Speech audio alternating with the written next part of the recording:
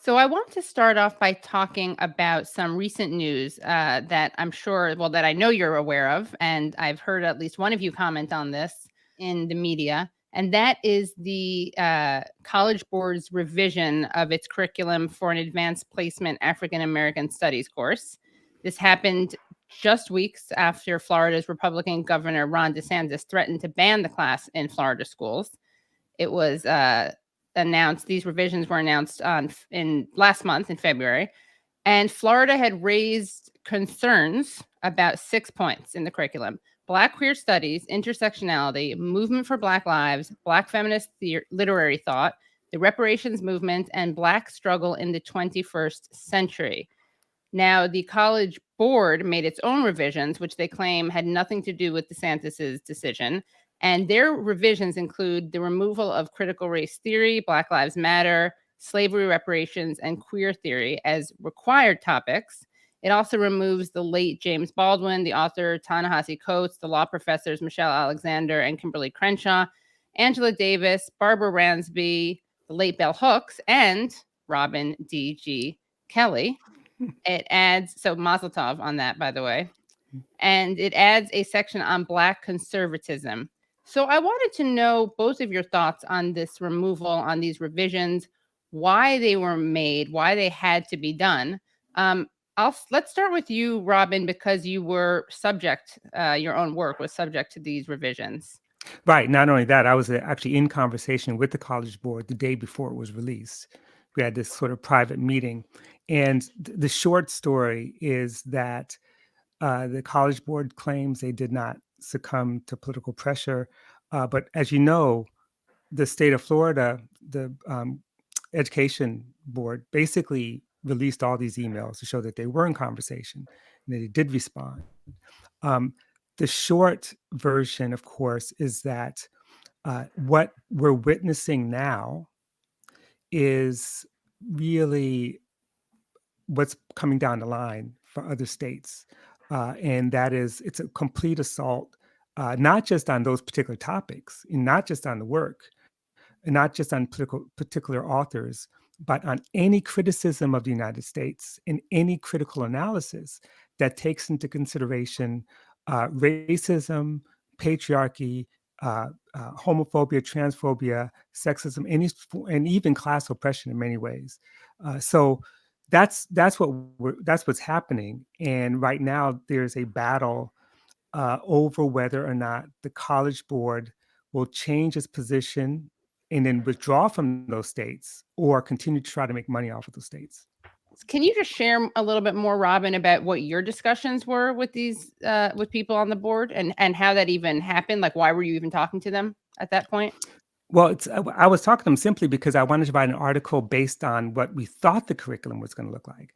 I was prepared to defend the College Board and to defend African American Studies AP, right? But then we discovered that that wasn't the same curriculum, and so we had to go on the offensive in many ways. So, in a nutshell, the College Board defended itself by arguing that they had already made these changes ahead of time, and that might be true. And if that might be true, then that's even more damning. You know, it says that within the institution, those people who were designated as experts were the ones who made these changes. That there might be truth to that. And of course, if those changes were made, it's always in the context of politics, because think about it. The College Board is a not-for-profit institution that does $1 billion a year in business. And when they lose a state, you know, a whole state, especially Florida, which has the largest number of students taking AP courses in any other state in the country, then that's a loss of revenue for them. And this is not the first time. Remember, 2014, 2015, the College Board caved when there was some mild changes made to the U.S. history AP course, when they simply wanted to do things like mention racism. Racism was eliminated because the Republicans went crazy because they did that. And what did the College Board do? They caved. So they have a history of that. They have history because it's a corporation, you know. But the larger issue for me still is we have a lot of work to do in terms of teaching not just students who are college bound, but transforming the whole curriculum, not just for AP, but for the whole curriculum. And we're in a war where all these states are passing these anti-critical race theory laws using the power of the legislature, right? Which the Republicans didn't have as much in 2014. Now they have it. They own the legislature, and they're passing these laws, which are a direct attack, not just on academic freedom, but on our ability to actually think freely. It's propaganda and it's downright fascism. I mean, don't tell me this is not fascism, because that's what it comes down to.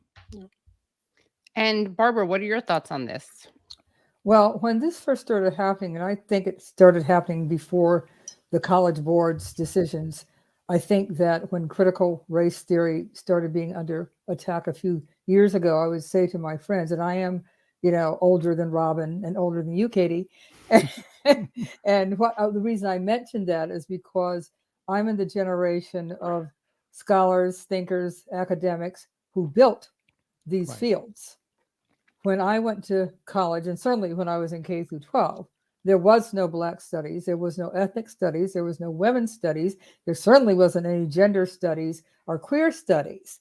So as I said, people in my age group, and I graduated from college in 1969 with the clear purpose of going to graduate school, which I started the very same year so that I could teach African American literature. And how many courses did I have in African American literature in graduate school? One. I had one, and that was just by lucky happenstance because I had a Black advisor. But be that as it may, that is in an English department, I had a Black advisor. So as I said, this has been an effort to erase all of the work that we have so carefully and so with such commitment built over these decades, because unlike the kinds of education, probably I'm sure all of us have gotten that kind of American, exceptionalism education. But unlike the education that we got, what we've been involved in, when I say we, I mean Robin and I and so many others, we've been involved in trying to get to the truth of what has happened in this nation. And of course, as they said in that wonderful movie, they can't handle the truth. So since they can't handle it, they're going to get rid of it.